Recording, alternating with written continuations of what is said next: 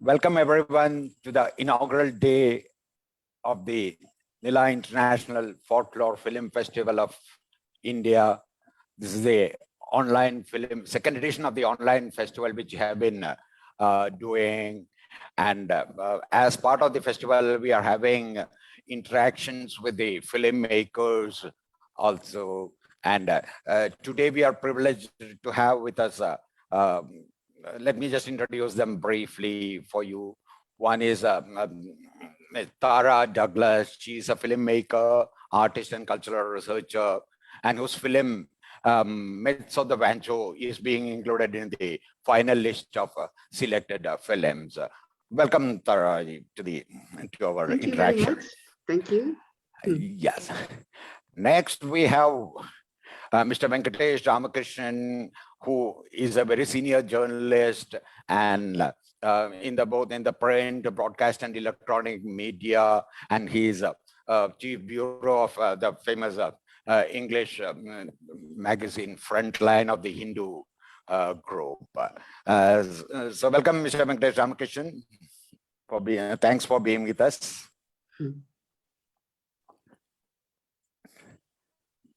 Well, I hope. Yeah, please. Thank you.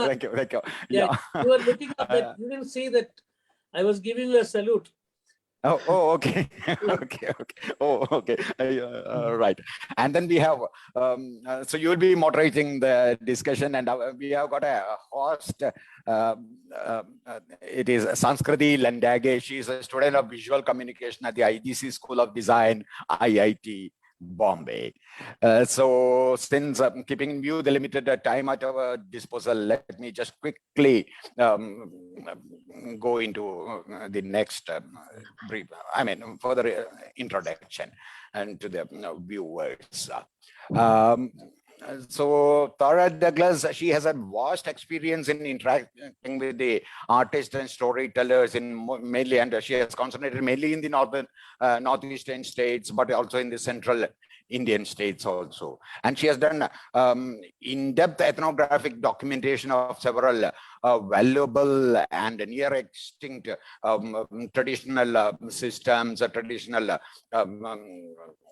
artists and storytellers, and she has been documenting their traditions, and she has been preserving it for the posterity, which is a really commendable effort, because in the present day we should utilize the digital possibilities, and so that we can pass it on to our next generation. And today the film basically, mainly the film which we are going to discuss is Myths of the Wancho, directed by her, in which the protagonist goes to a remote village in Arunachal Pradesh, and to document the traditional Wancho story, and later on adapt it for a short animated film and probably a cartoon book. And so Taraji, welcome once again. And Mr. Venkitesh Ramakrishnan, who will be moderating the interaction, as I told, she has a vast experience in the print media and fields, and besides that, he has a keen interest. He's a keen film enthusiast, and he is also interested in national politics, governance, social justice, sociology issues, environment, and public health. And he's also involved in many philanthropic activities also. So welcome, Mr. Venkitesh Ramakrishnan, for this interaction. Thank you, Vijay. Thank you. Yeah, and it's nice to catch up with my friend of Delhi. Thank you. And we have Sanskruti Landage, as I mentioned. She's a visual communication. She's a PG student at IDC School of Design, and she's an aspiring design sector professional, and she will be hosting the interaction. So over to you, Mr. Venkitesh, to carry on the discussion. Thank you. Well, as I was telling Tara before we went online, this is a prelude film. I mean, that in the very concept of having a short film which kind of looks at a broader work that's going to emerge in the days to come or months to come. I think even that even conceptually that is very engrossing, captivating idea. And I think the way you have made the film is really even more beautiful in the sense, the two segments. I mean, the structure of the movie, as I see it, is the visuals are from the filmmaker's perspective, and the spoken text is from the perspective of the Wancho people. I think that distinction is really because you don't use any commentary from your side, and the commentary comes from the people.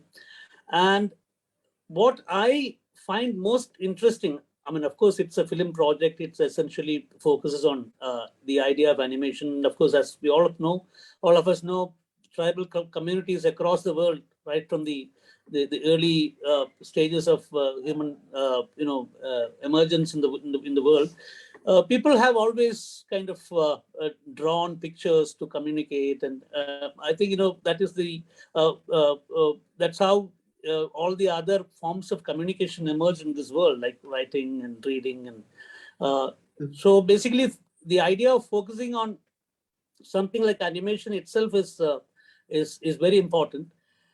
And beyond that, I think what your approach to the Wancho art and the people of Wancho and their folklore and the folk tales, I think your approach is very clearly focuses on the idea of modernity, or the idea of multiple modernities. I mean, in fact, there are people in the film who say that that all this traditional knowledge that we used to have seems to be kind of being taken away by the advent of new age, within quotes, education, and the advent of new forms of religion and many other cultural, social influences like that. So it affirms the idea of multiple modernities. I think it's a very, very important affirmation to make in a context like ours, especially when we have, as a student of politics, I see that that the uniform narratives are becoming more and more prominent across the globe, and multiple modernities, emphasizing on multiple modernities is very, very important. I was just reading, incidentally, I was reading a science fiction novel this morning, and I just quote a small paragraph from that, because I think that in the context of what you are trying to do with the tribal art and the whole animation project, I think this is very, very interesting to look at something like this. This book is Neil Stephenson's Snow Crash, which was originally published in 1992. It's a science fiction novel. But he, in one paragraph, he says, and even the word library is getting hazy. It used to be a place full of books, mostly old ones. Then they began to include videotapes, records, and magazines. Then all of the information got converted into machine-readable form, which is to say ones and zeros. As the number of media grew, the material became more up-to-date, and the methods for searching the library became more and more sophisticated. It approached the point where there was no substantive difference between the Library of Congress and the Central Intelligence Agency. So we're living in a situation like this, and I think emphasizing the old art forms, old forms of communication is very important. And with these introductory words, I would wish, whether I have understood your film, whether I understood your project, I would like you to comment on that.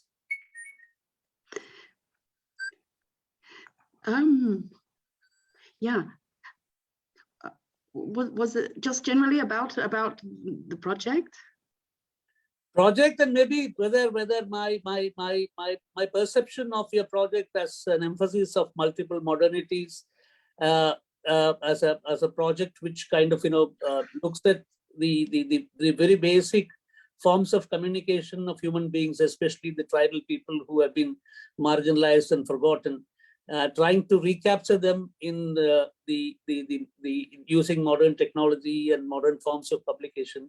I think it's an assertion of the multiple modernity idea.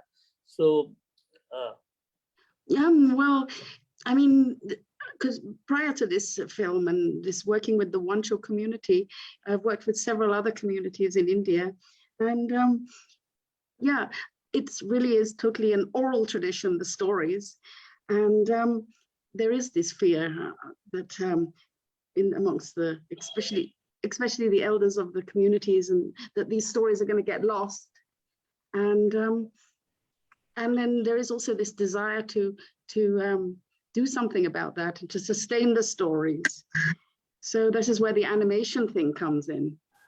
And you know, animation seems to be a good medium because it is this modern way of communicating. It's got the, you know, it's got the audio visual multi-dimensional aspect to it, and it's very fascinating and entertaining for young people. And so the idea is really to engage with the young people in this project, collecting the stories from the elders who are the repositories of the knowledge keepers, and then engaging with the younger people in the community as far as possible to see how these stories could be translated for different, not only animation, like in that film, The Myths of the Wancho, it started out as being a comic book idea. Actually, what it was, you know, I have a friend, a Wancho friend, who is a graduate from the National Institute of Design, and he had worked on previous projects with me in Arunachal Pradesh and also with the Pardhan Gond artists in central India. And then he said to me, you know, we've also got good stories in our community and nobody knows about them. And can you please help me to, he wanted to illustrate the comic book, make a comic book of one of the folk tales. Is he the boy who comes, he's the boy with specs who comes? No, he doesn't. Unfortunately, he doesn't come in the film at all because, you know, he's actually had to divert in a different direction, you know, in order to gain income. He's got a well-paying graphic designer job or something like that because, you know, to pay off student loans and things. But he was the one who introduced me to the fellow with specs at the beginning, who is Banwang Losu. And so that's how the network kind of spread. You know, I met Wang Dan from NID, then he introduced me to Banwang, who then introduced me to Jatwang. And then since then, this group of my Wancho friends has really grown a lot, you know. And the best part really was actually, so then, you know, the idea was to do this comic book, and I was going to help Wang Dan to, you know, get his comic book project off. But then, you know, it turned out, we found out that there is no published sources of Wancho stories, right? And even the young man, Wang Dan, he really didn't know any stories because he had been educated in boarding school and then gone to the National Institute of Design out of his community. So he was out of touch with his oral traditions. So it turned out that, you know, if I'm really going to try and help him to do this comic book idea, we've got to find some stories to make it convincing, you know, that we're going to do this, what kind of material. So then I figured that I've got to go to the Wancho, Arunachal Pradesh. How much time did you spend in Arunachal? I mean, well, I've been now multiple times. I've been about 4 times, yeah. And I'm hoping to go again in November, second half of November. In fact, I'm planning to go in order to screen the film, this very Myths of the Wancho. I mean, I've shared the link of it and also the link in this festival, but that would be more accessible.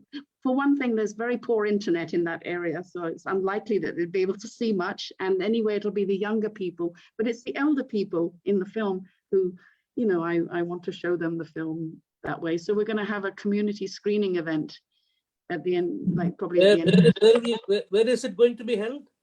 It'll be held in the same village. This is Kamwa Noknu village. It's a very remote village. Which part of Arunachal? Because I've been to Arunachal twice. I've traveled the length and breadth of Arunachal myself. But unfortunately, the point is, you know, I have gone there as a political journalist. Right. And my impression of Arunachal, of course, is an impression that perhaps the entire political establishment of this country also shares. They feel that Arunachal is perhaps the most integrated part of the Northeast with India, most integrated Northeastern state with India, because the majority of people speak Hindi, and, you know, so basically the kind of cultural assimilation of the so-called Indian domination is complete in Arunachal. And For me, from that perspective also, the last time I was there was in 2001. I mean, that's 20 years ago. Before that, I was there in 1992. But then the point is, that even if you talk to Arunachali journalists or journalists who have been working in Arunachal for a long time, they would not talk to you about these tribal narratives, the tribal culture. They only talk about how Arunachalis have got integrated to India. So I think, from that perspective also, this revival of these stories, looking at recounting these stories is very important. Yeah, well, I think throughout Northeast, there's so many political issues, right? And there's also in Arunachal Pradesh, a lot of political issues. But when it comes down to it, there's more than 26 tribal communities there. And this part of Arunachal Pradesh where the Wanchos are, which is Longding district, it borders Myanmar, right? And Assam on one side, Myanmar and Nagaland. And it's an area that is really, nobody goes there, right? From outside, because, well, it's got a reputation for being a disturbed area. It's a border area. Communications is very poor. The roads are very poor there. And it really is a kind of forgotten corner of India, that even of Arunachal Pradesh itself, which is something which the Wanchos themselves really, they're not happy about. They feel sad that they are left out of, because for them to even get anything done, more or less, they would have to go to Itanagar, the capital, which is like some probably 8 to 10 hours journey from where they are. Right. Yeah. And actually, it was a very big surprise that, I didn't really know if I would ever be able to go there myself. In around, when was it, 2009, 8 or 9, when I first went to the Northeast and to Nagaland, I had gone to the northern part of Nagaland, which borders that area, right? And I had looked across and I thought, well, I really would love to go to that Wancho area. And what had really attracted me in the first place was actually the art forms, right? Because, I kind of researched the art forms of the Naga groups and all for my work. And then it turned out that some of the very best sculptures that I had seen pictures of in books, they were from the Wancho community. At first I had thought they were from the Konyak. So I was actually in the Konyak area of Nagaland, and then I came to know that they were actually Wancho, but I couldn't go there because it was a completely restricted and out of bounds area, And then I went there in 2019, the first time. And actually the very first time when I went, which comes in the film, was with my friend and colleague, Banwan, the chap with the specs. And I had applied for my permit to go there, to Arunachal, to that district, but it didn't come through, And, yeah, you do that. Yeah, exactly. So Yeah. I was standing on the border there trying to go into, anyway, I couldn't go in, I couldn't enter Arunachal that time, but then some months later, it got issued the permit, and I've been there about 4 times since.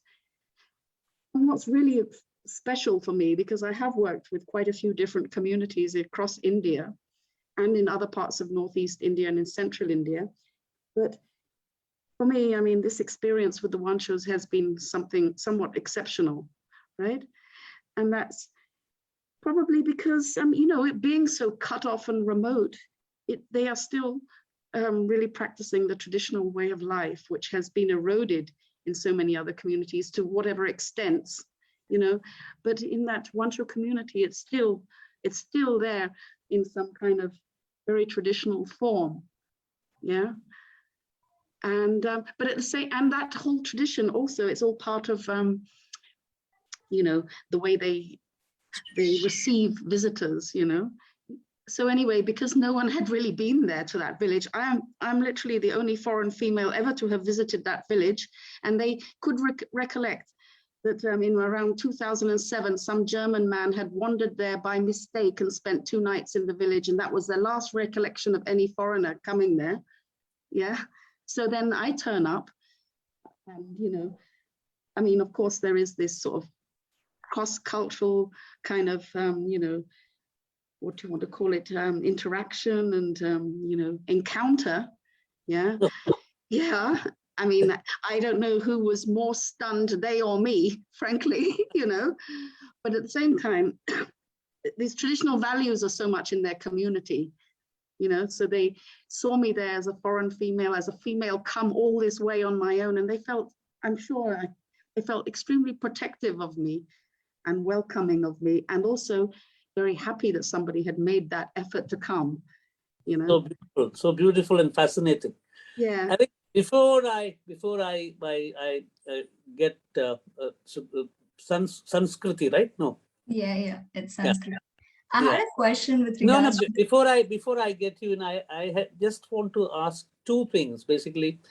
One is that, you know, while your essential training is in terms of animation and your cultural preservation of tribal culture and ethnography, you seem to be a very adept filmmaker as well, in the sense, you know, that it's almost some segments of the film is almost poetry. So, and as I was telling you, this diverse approach that you have, I mean, you talk through the camera, I mean, through the eyes of the camera, and the other people, the Wancho people, they communicate through the speech and text. I think that's a very fascinating device that you have used.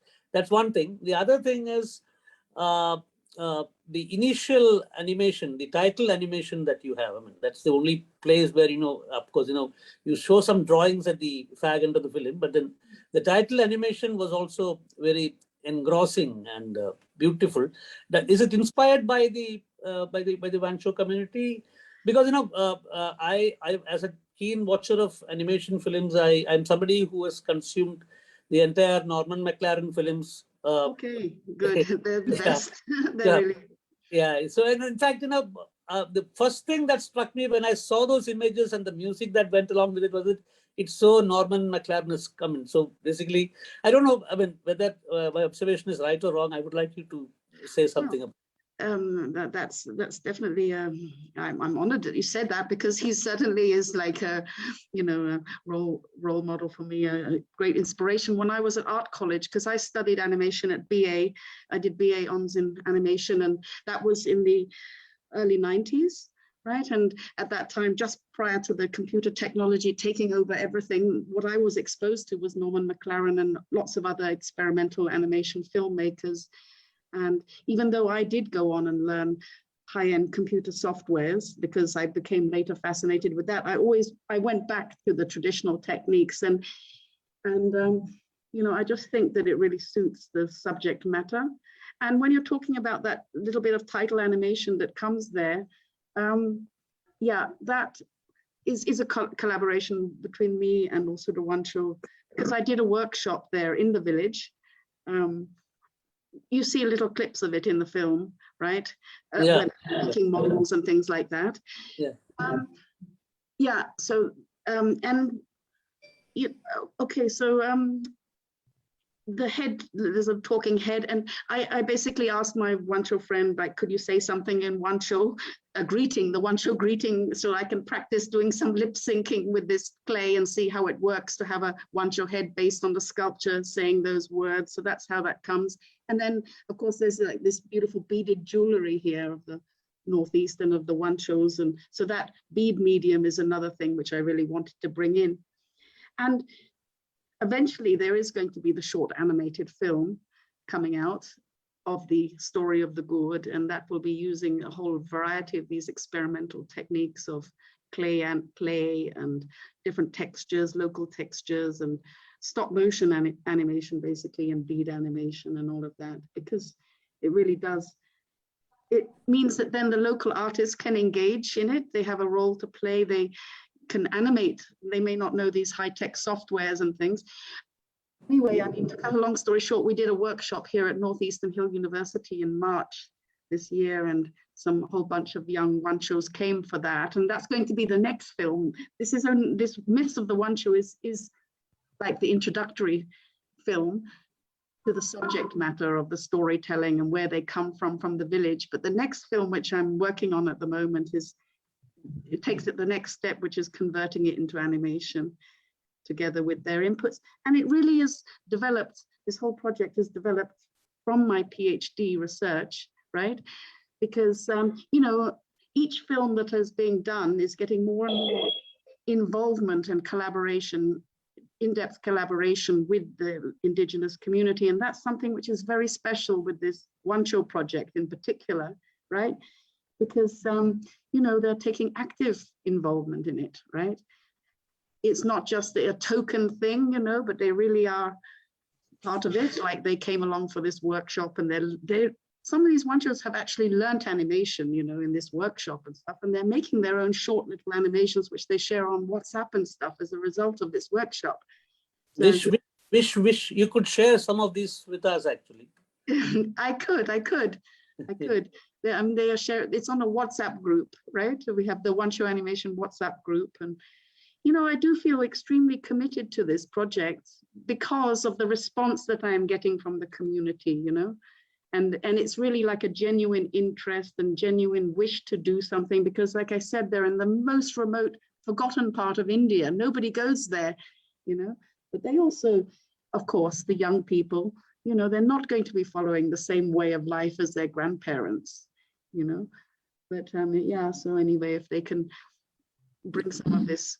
You didn't answer one part of my question. Which part was that? Where does the lyricism in the film come from? The lyricism, the absolute. Okay, well, that is something that is, even I wonder the same thing, frankly. Yeah, I think, you know, there's somehow, I mean, I know that maybe I'm also affected for having spent more than half of my life in India, right? But, you know, sometimes things just fall into place because they're meant to fall into place, right? And both with this film, this Myths of the Wancho film, and the one which I'm working on at the moment, you know, normally films take many, many months, even years to do. And that film has been done pretty quickly because it all fell into place, yeah? And I can't really explain it, you know, but it comes down also to the fact that I have these two colleagues. They're basically my right hand. How many days did you make the film? Maybe it might have taken 6. Oh, okay. What's happened here? No, you have been spotlighted. Oh, spotlighted. Okay. So well, it might have taken about 6 weeks or something like that. 6 weeks, within 2 months, you know. But then, of course, I knew the footage very well, you know, because I'd been watching and recorded it all and watching it all. And then I had to. Your video is off. Is it? Oh, hold on. Why is it off? Okay. There we go. Yeah. So, yeah, it just kind of fell into place somehow, but it's largely down to the fact that in this case that I have these two collaborators, the two narrators, the two protagonists in the film. You know, I think of them sometimes as my right-hand man and left-hand man, you know, and they are fluent they are English speaking, right? So then why do I need to speak for them? You know, they can very well tell their own story, right? And, you know, the work that they're doing, and yeah, what can I say? It just kind of fell into place, really, you know, but it's really down to the love of the subject matter, I think, you know. Okay. Yeah. If you can understand that, you know, I just knew what I wanted to get in it. And then it's just a matter of editing it, trying to edit it nicely and smoothly and things, you know, on this very same laptop, which I'm talking to you on, you know. Yeah. Sanskruti, go ahead. Yeah. So Tara, I noticed when you started working on this project, it was with an intention of hunting a story which is very marginalized. People from those areas are not really in touch with people in so-called modern world, big skyscraper buildings and all that. You went there, and then you went with the intention of coming up with a comic, a very physical format of preserving the stories. But over the period of time, you evolved and you realized that there's a lot more content which would come across in a better way if it was for animation. At the same time, you were mentioning about the problems of connectivity, communication, given that it is so remotely based. That comes across as that people over there, they are happy with what is going around, but the kids, the younger generation, is trying to reach out for whatever is happening around.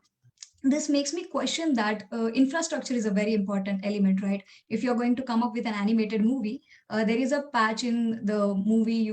The people are stating that if it is not really going well with the elders of the Wangchu community, they won't let it happen. They won't pass the story. So it is very important and critical that whatever you are trying to portray is something which is uh, going with their thought process, with their culture.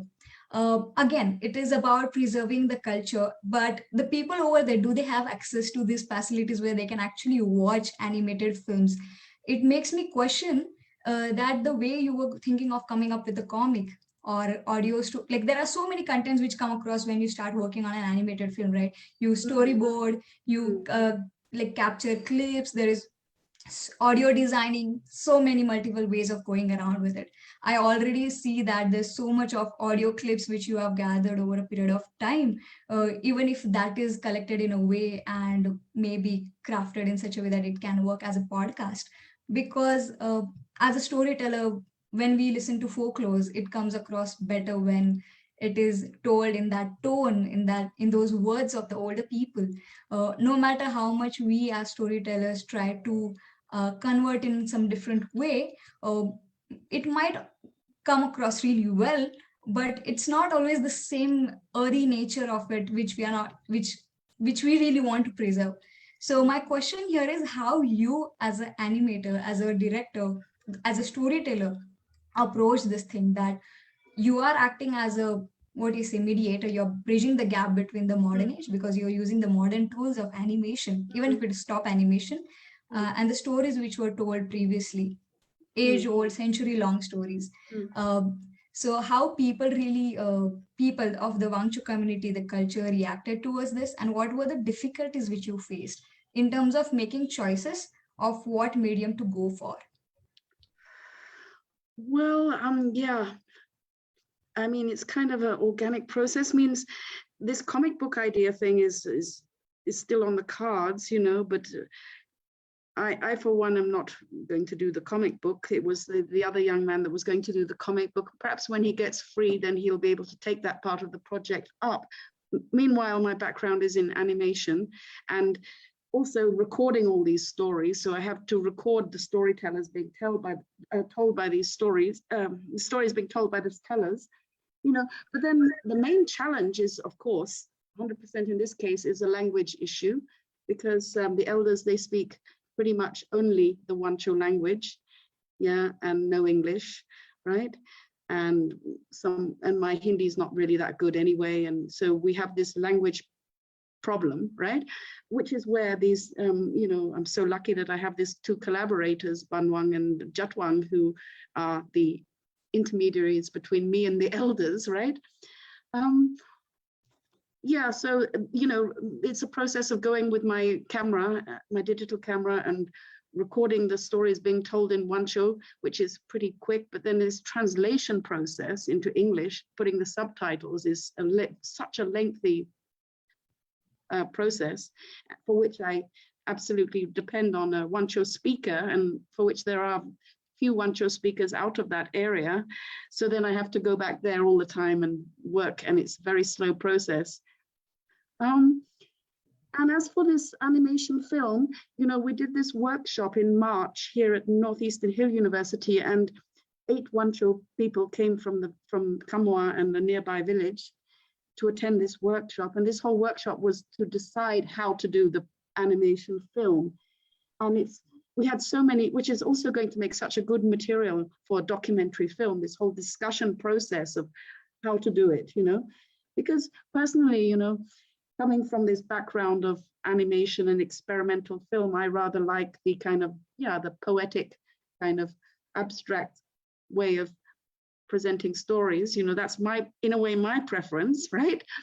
But then, you know, there's also so much juggling and negotiation that has to happen, because it's not only for me, this project, you know, it's really for them, and what would they like, and also what about who is the audience, and external audiences as well. It's not only for the Wancho audience, you know. And then these stories, they're so long-winded, and there's so many different versions of the stories as well, you know. And I mean, that's actually part of the oral tradition anyway, because it's not written down. There's not one fixed version of any story, you know. But yeah, certainly it does have to be approved by the storytellers and people, you know, but it is this whole mixture of languages, of mediums, translating from Wancho into English and then translating into the audio visual medium. So, you know, some things I guess get lost and some things get added in the process. Yeah. And I think in your process, it's always been adding on, because when I saw the film, oh my goodness, it's so beautiful and so layered that everything you did, like what Myths of Wancho is nothing but a prequel to your animation studio or your next project, right? It's always adding on. So it's like very few movies you come across which are shot from a person who is holding the camera or from a director's perspective. What are the journeys they are going through? What are the processes? And the process is not very linear, right? In this case, there are multiple trajectories which are taking place. There is this preservation of sustainability, culture, language, education system, modernity, so many of them. And it's very commendable to see that a person to be able to come up with a 28-30 minute movie which is trying to capture all these different subject matters, but at the same time putting it out very simple, in a simple language. Because many a times when people start talking about modernization, sustainability, marginalized people, it usually comes across as local people or the people who are younger cannot really get accessibility to it because the language is such. But it takes a lot of effort to even take the footages which are used for processing or to get the information, to get the story, and compile it in such a way that it comes across as one story, even if there are multiple stories within it. That's something which I really liked in terms of your directorial, like the way you went across. Because I don't think there was even a small moment of boredom in it, because every single clip, there was a lot of overlapping which was happening in terms of audio, video. There were so many cultural symbolisms which I was capturing throughout. I really liked it. Was that intentional that you wanted it to be so multi-layered, but in terms of what we say, projecting it, it should be simple? I'll like to close on to this question of mine. Right. What can I say on that subject? Because it is, well, I mean, my aim was really to basically provide some context for because in this research, it started out as being about making animation films, but then it became that the context and background was so interesting that it couldn't be ignored. It also had to provide the context for it. And, it's in this case, it's really about, the fact that I was witnessing these traditional events such as the house building, the rituals and things like that, so there was that visual material there, which, for example, the house building sequences and all of that, they actually, they actually call me when I go to the village. They call me with my camera and they say, look, we're going to do this thing and you better come and record it, because they want it to be documented, right? So that I'm running around with my camera whenever they ask me to come and film. So it's really their request that they wanted me to stay. That was the house building of the chief. They insisted that I should have to stay for that event and record it, because it only happens once every 10 years or so, right? And then, yeah, really it was when I was in the village, because I had this proposal to make this film, this Myths of the Wancho, which I have submitted to various ministries for funding in India, and I have never managed to receive any funding for it. It's funded it's done on my own resources, because I never could get any funding out of the government for this film. And then I had recorded all this material, all this visual stuff and things. And then I thought, I'm going to make this film, The Myths of the Wancho, whether I get it or not. I'm going to just assemble it into this film.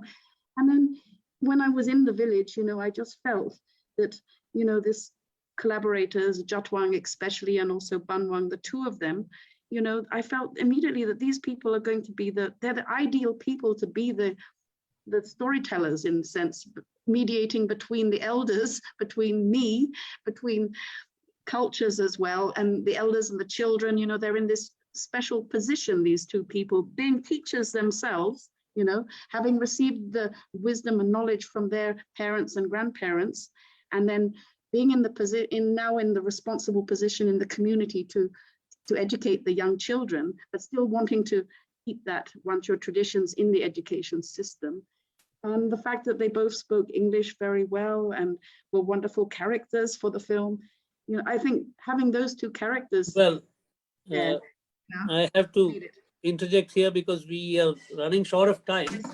Yes. But then, you know, while the story on the traditions that these people have and how the elders are retaining it and how they are trying to talk about it in your film, do we have and also, of course, you know, your associates in the film are well-meaning people who want to connect with these elders, but there would be others also in the village, in the community, in the larger other communities as well.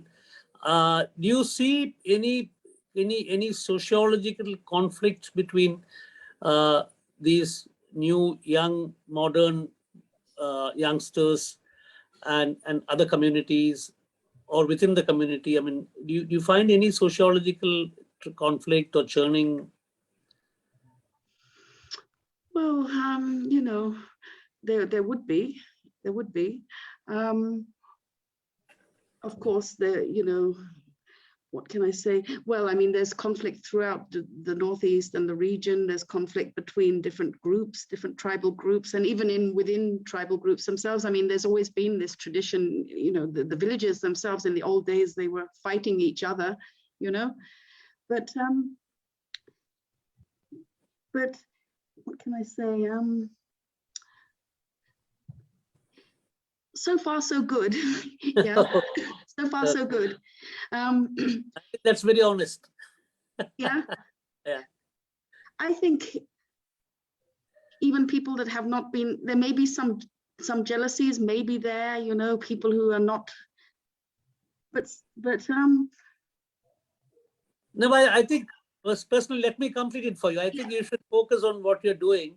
yeah. And what you're doing is trying to preserve these art forms, the tribal art forms, and trying to give them a new platform. And I think you should concentrate on that, let the sociological churning and the conflicts stay where they are. Well, anyway, I'm not really allowed to get too much involved in these conflicts. Otherwise, I probably wouldn't be able to go to that area, you know. But frankly, every person that has, they all seem to be very appreciative of the fact that their stories are being, whether they are directly involved in it or not, in this film, you know, and hopefully it will spread, you know, and yeah, and more people would be able to get involved. And for example, the 8 people that came for the workshop, I think and hope that they will be sharing the skills and experience that they had with the people that didn't come to the workshop. Yeah. And, you know, because I did a little workshop also in the village exactly about a year ago, you know, which provides some of that footage. And, you know, it's also very difficult to introduce a new thing like animation. You know, I said to Jatwang, I'm going to do this workshop to introduce some people before they come to the Shillong workshop. They should have a little bit of background in animation. And, you know, on the first day of the workshop, perhaps 12 people or so turned up. And I was like, oh, this is great. The next day, nobody turned up, you know? Yeah. You know, so. Sir, really running short of time. Okay. I think, yeah. Please permit me coming to to Delhi sometime soon. To Delhi, well, let me see when I can leave the Northeast. Okay.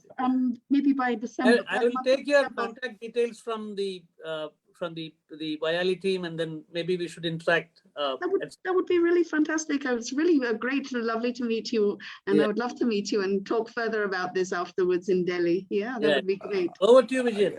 Yeah. Thank you. We would have liked to go on, and because I know that the time is too short to unravel the stories behind your fantastic journey of recording the very valuable information and passing it on to the new generation.